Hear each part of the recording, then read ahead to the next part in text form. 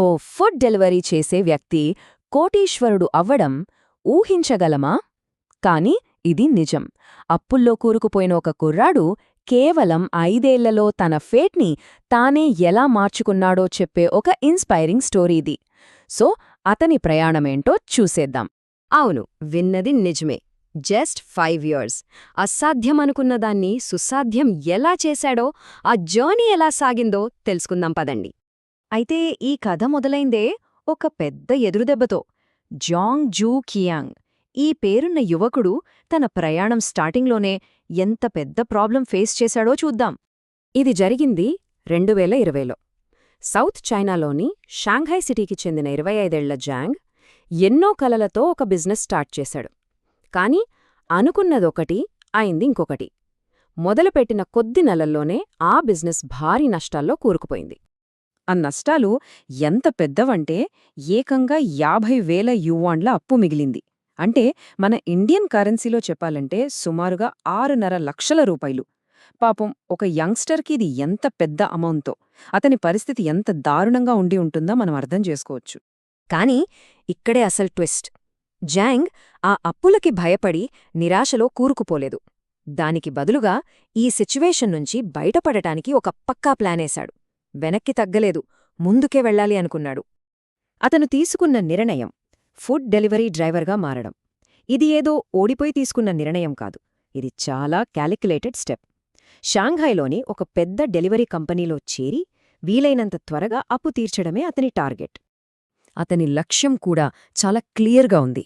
నెలకు కనీసం 3 లక్షల రూపాయలు సంపాదించాలి.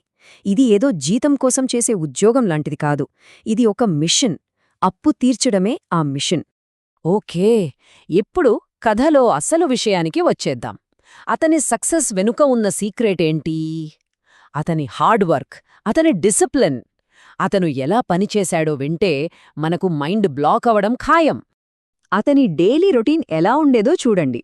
రోజు 14 గంటల పని, అంటే ఉదయం 11 గంటల నుంచి రాత్రి 1 గంట వరకు. టార్గెట్ రోజుకి 300 పార్సెల్స్ డెలివరీ చేయడం. రెస్ట్ తీసుకునేది కేవలం 9 గంటలు. ఇదే రొటీన్ని ఇయర్లో 365 డేస్ ఫాలో అయ్యాడు. పండగలొచ్చినా సెలవు లేదు. సంవత్సరంలో ఒక్క చైనీస్ స్ప్రింగ్ ఫెస్టివల్కి కొన్ని రోజులు తప్ప మిగిలిన అన్ని రోజులు అతని లైఫ్ ఆ డెలివరీ బైక్ మీదే గడిచింది. అతని హార్డ్ వర్క్ చూసి తోటి ఉద్యోగులంతా షాక్ అయ్యేవారు. అతని స్పీడ్కి, డెడికేషన్కి ఫిదా అయిపోయి అతనికి ఆర్డర్ కింగ్ అని ముద్దుపేరు కూడా పెట్టారట. ఆ పేరు అతని కష్టానికి ఒక సర్టిఫికెట్ లాంటిదన్నమాట. మరి 5 ఏళ్ల ఈ కఠోర శ్రమ ఎలాంటి రిజల్ట్స్ ఇచ్చింది? ఇప్పుడు మనం చూడబోయే నంబర్స్ నిజంగా ఆశ్చర్యపరుస్తాయి. ఈ నంబర్స్ చూస్తే అతని 5 ఏళ్ల కష్టమేంటో అర్థమవుతుంది. డెలివరీల కోసం ఏకంగా 3,24,000 కిలోమీటర్లు ప్రయాణించాడు. 1,50,000 కంటే ఎక్కువ పార్సల్స్ డెలివరీ చేశాడు. ఫలితంగా 1,80,00,000 రూపాయలు సంపాదించాడు. అందులో ఖర్చులు పోగా 1,42,00,000 రూపాయలు పొదుపు చేశాడు. ఇది మామూలు విజయం కాదు. కథ ఇక్కడితో అయిపోలేదు. అప్పులు తీరిపోయాయి. ఇప్పుడు జాంగ్ తన లైఫ్లో ఒక కొత్త చాప్టర్ స్టార్ట్ చేయడానికి రెడీ అయ్యాడు. ఎక్కడైతే కింద పడ్డాడో మళ్ళీ అక్కడే, కానీ ఈసారి మరింత బలంగా నిలబడ్డానికి సిద్ధమయ్యాడు. పాత అప్పుల భారమంతా తీరిపోయింది. ఇప్పుడు జాంగ్ తన నెక్స్ట్ గోల్ వైపు అడుగులు వేస్తున్నాడు. మళ్లీ బిజినెస్ వరల్డ్లోకి ఎంటర్ అయ్యి తన కలను నిజం చేసుకోవడానికి రెడీగా ఉన్నాడు. అతని ఫ్యూచర్ ప్లాన్స్ కూడా చాలా క్లియర్గా ఉన్నాయి. తను పొదుపు చేసిన డబ్బుతో ఏకంగా 1,00,00,000 రూపాయల పెట్టుబడి పెట్టి కొత్త సంవత్సరంలో 2 టిఫిన్ సెంటర్లు ఓపెన్ చేయబోతున్నాడు. తన పాత కలను ఇప్పుడు కొత్త ఎనర్జీతో నెరవేర్చుకోబోతున్నాడన్నమాట.